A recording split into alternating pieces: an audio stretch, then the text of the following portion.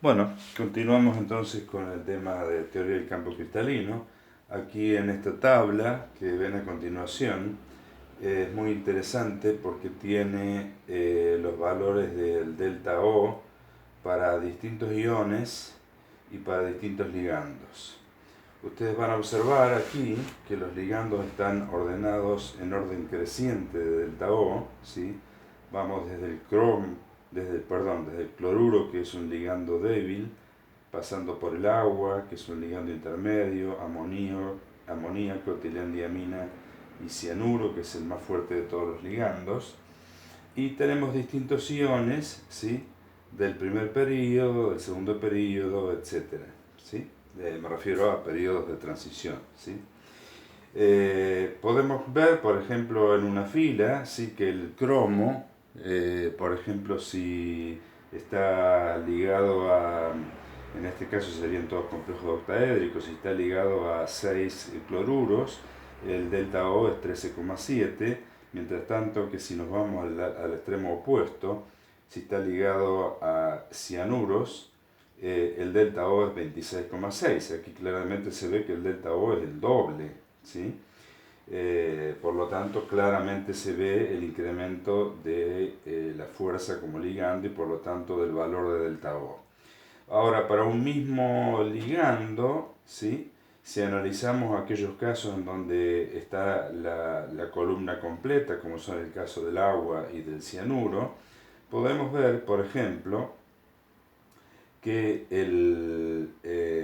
los elementos de la primera serie de transición, ¿sí? Como son el cromo, el manganeso, el hierro 3, el hierro 2, etc., ¿sí? Tienen valores que oscilan aproximadamente entre 8,5 y 17,4, mientras que ya cuando pasamos al rodio, ¿sí? Que es de la segunda serie de transición, el valor es 27, ¿sí? Con lo cual se ve el efecto del cambio de orbitales D, de 3D a 4D y de 4D a 5D. Por otra parte, otra comparación que podemos hacer es entre el hierro 2 y el hierro 3, ¿sí? Con el agua como ligando, el hierro 2 tiene un delta O de 10,4 y con el hierro 3 14,3. Es decir, que acá vemos el incremento del delta O con el incremento de la carga, ¿sí? Lo mismo van a observar si analizan el cianuro, la columna del cianuro, y podrán ver que el más alto de todos los valores, o los más altos de todos los valores de delta O se dan en el caso del cianuro con el rodio, lo cual es lógico, ¿sí? Porque tenemos el ligando más fuerte de todos los ligandos con un elemento de la segunda serie de transición que es el rodio, y el valor de delta de O es 34,8, ¿sí? Uno de los más altos, ¿de acuerdo?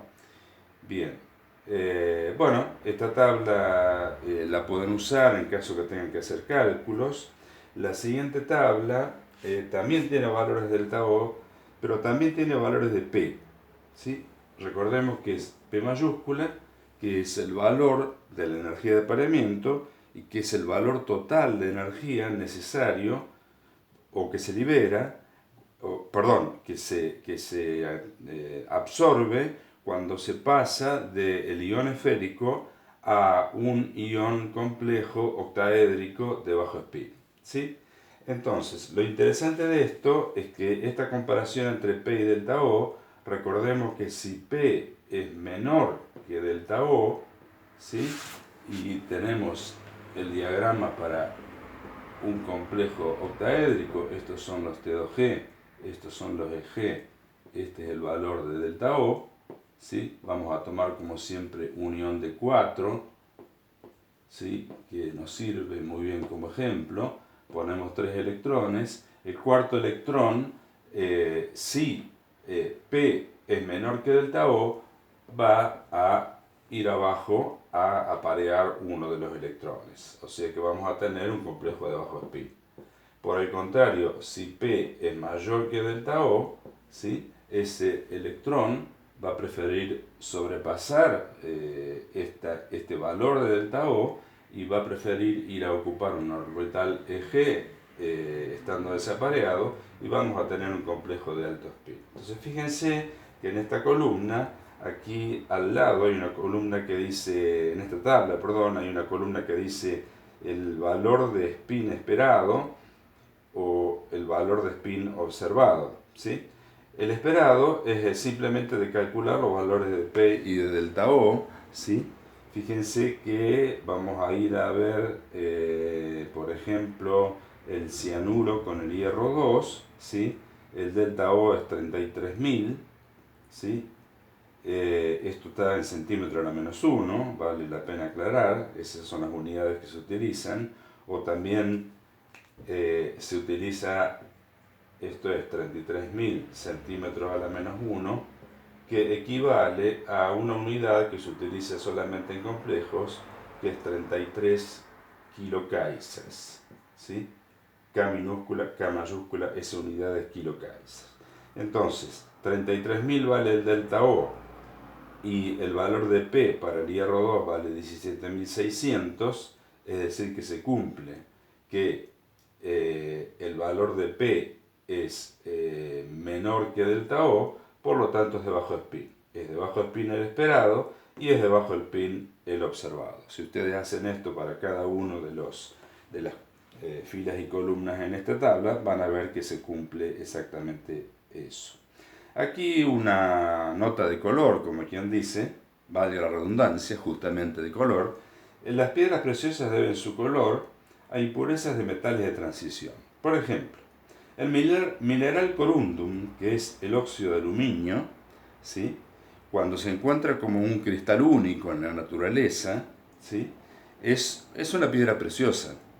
Y si no tuviera impurezas, sería incoloro. Pero en la naturaleza es muy difícil encontrar que no tengan impurezas.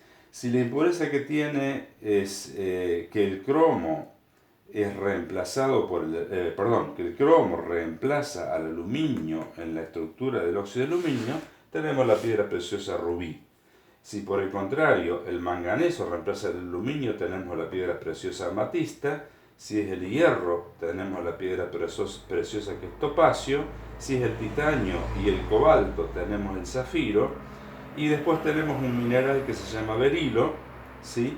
Que si no tuviera ningún reemplazo del aluminio sería también incoloro, pero que si el aluminio es reemplazado por pequeñísimas cantidades de cromo es la esmeralda, y si es reemplazado por pequeñísimas cantidades de hierro es el agua marina, ¿sí? Esto es una cosa interesante. Acá hay un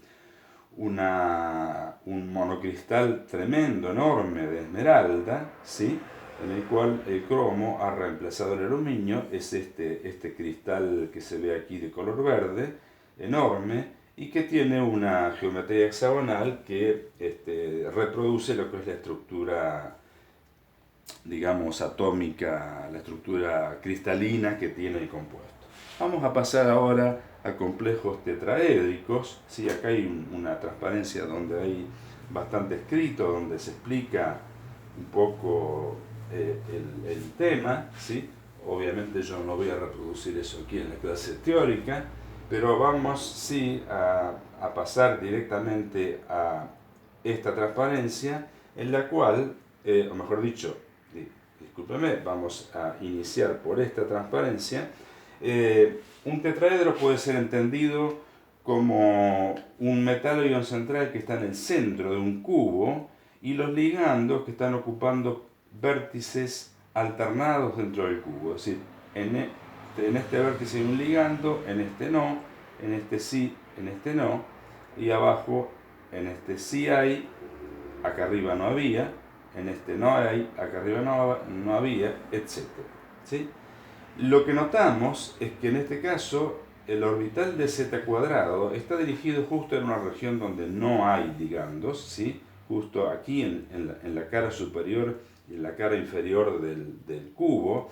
Y lo mismo pasa con el orbital de x cuadrado menos y cuadrado, que está exactamente en un plano que parte al cubo por la mitad, y también en esa región no hay ligando. Por lo tanto, al revés de lo que pasaba con los orbitales, con los complejos octaédricos, en este caso vamos a tener que, si hacemos el diagrama de cómo cambia la energía partiendo del ion esférico, ¿sí?, la energía de los orbitales dz cuadrado y dx cuadrado menos y cuadrado decrece respecto al baricentro o la energía del ion esférico. Y por el contrario, si analizan ustedes un poco en la transparencia lo que pasa con los orbitales dxy, dxz y dz, van a ver que la repulsión en esos casos ya tiene importancia, es mayor que en el ion esférico y por lo tanto se produce un incremento. Este incremento, ¿sí?, es, en el caso de los complejos tetraédricos, es de 0,4 de delta O, y este decrecimiento para estos orbitales es de menos 0,6 de delta O, ¿sí? Con lo cual, lo que tenemos es lo que está en la siguiente transparencia, y una cosa que podemos agregar, bueno, por supuesto que esto también es una separación del campo cristalino, solamente que ahora se llama delta sub T, delta T, que es la separación del campo cristalino de campo tetraédrico, y lo que vamos a decir, ¿sí?, es que el delta T es aproximadamente 4/9 del delta de O, ¿sí? Se puede explicar parcialmente esto. La explicación parcial que se puede dar es que un complejo tetraédrico tiene 4 ligandos y un complejo octaédrico tiene 8 ligandos. Con lo cual es lógico que la separación del campo cristalino sea menor. Pero eso solo no explica esta disminución. La explicación está en la mecánica cuántica, ¿sí? Y este curso no tiene el nivel que corresponde para hacer esta explicación, así que lo vamos a tomar como un postulado. ¿Qué trae esto como consecuencia? Esto trae como consecuencia que el delta T, ¿sí?, siempre es menor que la energía de pareamiento. Siempre. ¿Sí? Independientemente de cuál sea el ligando y de cuál sea el metal o ion central. De esta manera, todos los complejos tetraédricos van a ser de alto spin. Todos. ¿Sí? Todos van a ser de alto spin. Ese es un cambio muy grande respecto del caso anterior, del caso octaédrico, perdón. Así que, bueno, las cosas se simplifican un poco más. Aquí en esta tabla pueden ver que los valores de delta para distintos complejos tetraédricos oscilan entre 4.700 y 9.000, comparado con los 43.000, por ejemplo, que tenía un complejo con cianuro en el octaédrico. Bueno, claramente se ve que los valores de delta para un complejo tetraédrico son mucho menores, ¿sí? Bien, todo lo que es el cálculo de la energía de estabilización del campo cristalino, ¿sí?, se los dejo para ustedes. El cálculo es exactamente igual, ¿sí? Nada más que ahora tienen que tener en cuenta que va a haber dos niveles que están abajo, que bajan 0,6 de delta O, y tres niveles que están arriba, que bajan 0,4 de delta O, y que no tienen que considerar complejos de bajo spin, solamente complejos de alto spin, ¿sí? Lo mismo es válido para las propiedades magnéticas, ¿sí? Todo es muy parecido al caso octaédrico, ¿sí? Bien, vamos a... no va a haber tiempo de terminarlo en este videíto, pero vamos a hacer una introducción, y ya lo termino en el siguiente video, de algo que podemos analizar y que es una conclusión sumamente importante de todas estas características que tienen los elementos de transición, porque ahora, a pesar de que estos elementos de transición estén incorporados en un sólido, ¿sí?, en ese sólido, ¿sí?, los iones de transición van a estar rodeados de un cierto número de aniones que pueden ser considerados como ligandos. Por ejemplo, si tenemos un óxido, por ejemplo, monóxido de manganeso, bueno, este monóxido de manganeso tiene el manganeso que está en un entorno octaédrico, está rodeado por 8 iones óxidos, ¿sí? Los ligandos van a ser los iones óxidos, y por lo tanto el tratamiento que se le puede dar a un sólido es el mismo que se le puede dar a un complejo, ¿sí?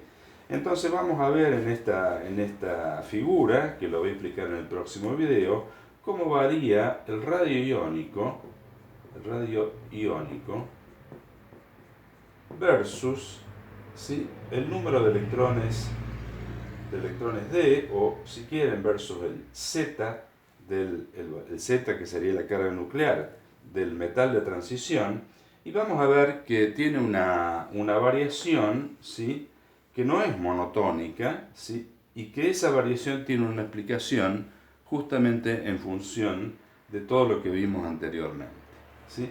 Lo mismo va a valer para la energía de la red cristalina, la U sub crist, que lo vamos a ver un poquitito más adelante en los capítulos que siguen en la parte de sólidos. Así que bueno, en el video que sigue yo les voy a comentar la explicación detallada de por qué ocurre esto. ¿De acuerdo? Bueno, por el momento entonces terminamos, ya continuamos en el siguiente video.